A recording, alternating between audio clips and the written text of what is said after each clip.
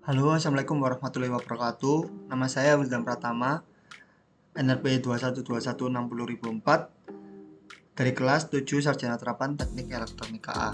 Di sini saya akan menjelaskan tentang awareness manajemen keselamatan dan kesehatan kerja.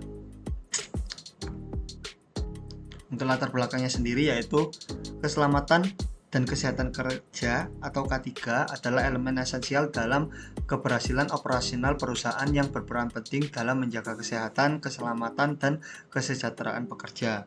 Penerapan K3 yang efektif vital untuk mengurangi resiko kecelakaan dan penyakit kerja, serta meningkatkan kepercayaan dan kepuasan pekerja. Meski regulasi telah diterapkan, data dari BPJS Ketenagakerjaan menunjukkan peningkatan klaim kecelakaan kerja yang signifikan, mengindikasi kekurangan dalam kesadaran dan pemahaman tentang K3. Ini menimbulkan kebutuhan untuk meningkatkan kesadaran dan pemahaman K3 pada semua tingkatan organisasi dan memperkuat budaya keselamatan kerja yang berkelanjutan untuk proaktif dalam mencegah kecelakaan dan penyakit kerja. Untuk tujuannya sendiri, yaitu yang pertama adalah mengkaji dan memperdalam pemahaman, yaitu menelaah pentingnya kesadaran tentang K3 dalam menciptakan lingkungan kerja yang aman dan sehat. Yang kedua yaitu identifikasi faktor-faktor pengaruh, di mana identifikasi yang dimaksud yaitu faktor-faktor yang mempengaruhi penerapan K3 yang efektif dan cara memperkuat kesadaran K3 dari semua tingkatan organisasi. Yang ketiga yaitu mengusulkan strategi peningkatan, yaitu menyusun strategi dan intervensi yang dapat meningkatkan kesadaran serta efektivitas K3 di tempat kerja dengan berfokus pada pengurangan insiden dan kepatuhan regulasi. Untuk manfaatnya sendiri yaitu yang pertama adalah peningkatan keselamatan kerja, yaitu mengurangi frekuensi kecelakaan kerja dan penyakit akibat kerja melalui praktik dan standar keselamatan yang ditingkatkan. Yang kedua yaitu efektivitas organisasi, yaitu meningkatkan produktivitas dan efisiensi operasional dalam meminimalkan downtime yang diakibatkan oleh insiden dan kecelakaan. Yang ketiga yaitu kepatuhan regulasi, di mana ini memperkuat kepatuhan terhadap regulasi K3 yang berlaku serta mengurangi resiko hukum dan potensi sanksi. Yang keempat yaitu kesejahteraan pekerja, yaitu meningkatkan kesejahteraan dan kepuasan pekerja dengan mempromosikan pengolahan resiko dan menciptakan lingkungan kerja yang lebih aman. Untuk batasan masalah dalam penelitian ini yaitu meliputi yang pertama fokus sektor industri, di mana yang dibahas yaitu mengkhususkan analisa pada sektor industri manufaktur dan konstruksi di Indonesia. Yang kedua yaitu jangkauan geografis, di mana penelitian ini akan terbatas pada implementasi dan pengaruh kesadaran K3 di wilayah Indonesia tanpa membandingkan secara langsung dengan praktik yang berlaku di negara lain untuk menghindari kompleksitas yang ditimbulkan oleh perbedaan regulasi dan budaya kerja. Yang ketiga yaitu jenis data, di mana pada penelitian ini menggunakan data sekunder dari klaim jaminan kecelakaan kerja atau JKK yang tersedia melalui BPJS Ketenagakerjaan, dan tidak ada melibatkan pengumpulan data primer seperti survei atau wawancara langsung dengan pekerja atau manajer.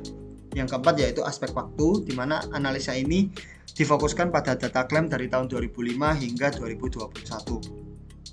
Yang kelima yaitu penerapan intervensi K3, di mana fokus pembahasan akan pada strategi peningkatan kesadaran dan pelatihan K3, bukan pada aspek teknik seperti evaluasi peralatan keselamatan atau kesehatan lingkungan kerja. Berikut adalah konsep dasar melalui peraturan-peraturan K3. Yang pertama yaitu UU nomor 1 tahun 1970, di mana UU ini tentang keselamatan dan kesehatan kerja. Fokus utama dari UU ini adalah untuk mencegah kecelakaan kerja yang biasa menyebabkan kecederaan serius, cacat atau kematian. UU ini menuntut pemberi kerja untuk mengambil langkah-langkah proaktif seperti menyediakan peralatan yang aman, mengadakan pelatihan keselamatan secara berkala, dan memelihara kondisi kerja yang tidak membahayakan keselamatan pekerja. Yang kedua yaitu PP nomor 50 tahun 2019, yaitu tentang Sistem Manajemen Keselamatan dan Kesehatan Kerja atau SMK3, yaitu merupakan kerangka kerja yang komprehensif yang mencakup semua aspek operasional yang mungkin berdampak pada keselamatan dan kesehatan pekerja. Peraturan ini mencakup aspek seperti penilaian risiko secara sistematis, pengolahan dan mitigasi risiko, serta pemantauan dan evaluasi yang berkelanjutan terhadap praktek-praktek keselamatan di tempat kerja. Yang ketiga yaitu UU Nomor 13 Tahun 2003 Pasal 190, di mana peraturan ini mendetailkan pentingnya fasilitas kerja yang aman dan peralatan yang memadai serta penyediaan pelatihan keselamatan dan kesehatan kerja secara berkala. Lalu untuk teori K3 yang berkaitan, yang pertama yaitu 5 prinsip dasar SMK3, di mana kelima prinsip dasar Sistem Manajemen Keselamatan dan Kesehatan Kerja atau SMK3 ini memainkan peran krusial dalam meningkatkan kesadaran dan efektivitas para manajemen K3 di tempat kerja. 5 prinsip itu adalah, yang pertama adalah penetapan kebijakan K3, yang kedua perencanaan K3, yang ketiga adalah pelaksanaan rencana K3, yang keempat yaitu pemantauan dan evaluasi kinerja, yang kelima yaitu peninjauan dan peningkatan kinerja SMK3, dilanjutkan dengan peningkatan yang berkelanjutan. Yang kedua yaitu pedoman dasar K3, di mana pedoman ini dirancang untuk memfasilitasi pengembangan kebijakan prosedur dan praktik kerja yang aman yang harus diikuti oleh semua pekerja. Yang ketiga yaitu PDCA, di mana 4 tahapan utama dalam siklus ini mendukung usaha keberlanjutan perusahaan dalam mengimplementasikan, memelihara, dan meningkatkan program K3 secara berkesinambungan. Untuk data pendukungnya, saya menggunakan data klaim kecelakaan kerja dan penyakit akibat kerja berdasarkan jaminan kecelakaan dari BPJS Tenagakerjaan dari tahun 2005 hingga tahun 2021. Dari data ini dapat dianalisa untuk tren klaim jaminan kecelakaan kerja atau JKK.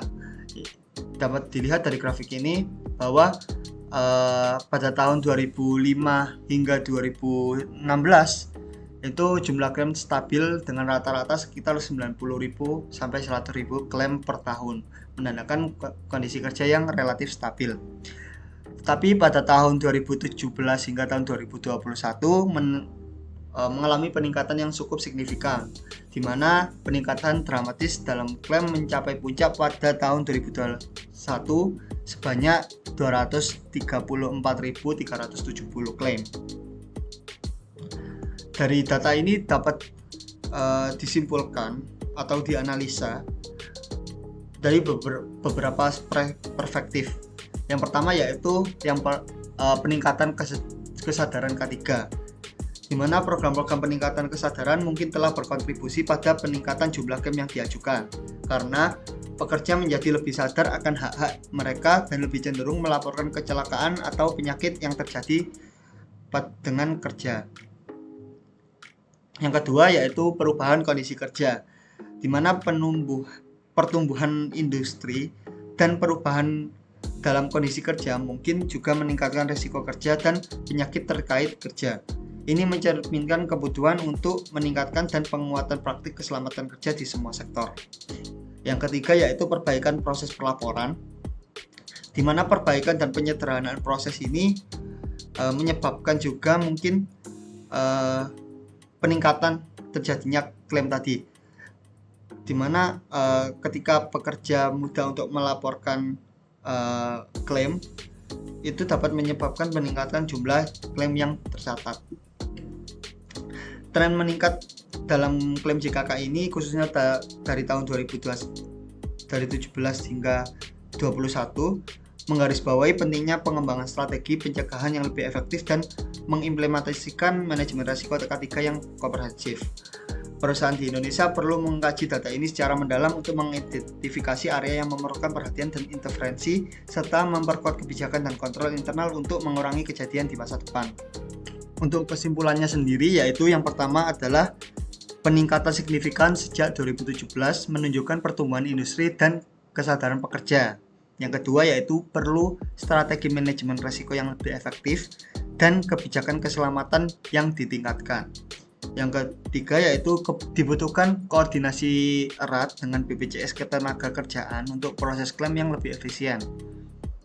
Yang keempat yaitu dibutuhkan investasi dalam teknologi dan pelatihan untuk mengurangi kecelakaan dan memperkuat kepatuhan K3. Dan yang terakhir yaitu pendidikan dan kampanye kesadaran adalah kunci untuk membangun budaya keselamatan yang tangguh. Berikut untuk saran atau rekomendasi. Yang pertama yaitu perusahaan terus meningkatkan kesadaran dan pendidikan K3 melalui program pelatihan berkelanjutan dan kampanye informasi.